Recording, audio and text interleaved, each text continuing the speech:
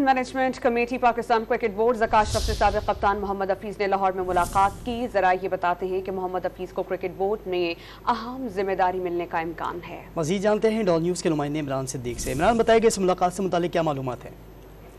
हाँ जी बिल्कुल, ज़का अशरफ ने आज चेयरमैन पीसीबी की मैनेजमेंट कमेटी का चार्ज संभाला है और आज से ही वो काम में लग गए हैं। आज उन्होंने साबिक़ कप्तान जो कि हाल ही में जिन्होंने इंटरनेशनल क्रिकेट से रिटायरमेंट का ऐलान किया, मोहम्मद हफीज़ से उन्होंने मुलाकात की और ज़राए ने बताया कि मोहम्मद हफीज़ को सिलेक्शन कमेटी में अहम रोल दिए जाने का इम्कान है। ताहम मोहम्मद हफीज़ ने ज़का अशरफ का पेशकश करने पर शुक्रिया अदा किया और उनसे हतमी जवाब देने के लिए थोड़ा सा वक्त मांगा है, क्योंकि वर्ल्ड कप का स्क्वाड जो है वो इनिशियल स्क्वाड वो हमें 30 अगस्त तक अनाउंस करना है और फिर 15 सितंबर तक पाकिस्तान को वर्ल्ड कप का हतमी स्क्वाड अनाउंस करना है। तो इसलिए मोहम्मद हफीज़ ने थोड़ा टाइम मांगा है। इसके अलावा सलीम यूसुफ को भी सिलेक्शन कमेटी में शामिल किए जाने का इम्कान जाहिर किया जा रहा है। जी इमरान, बहुत शुक्रिया आपका।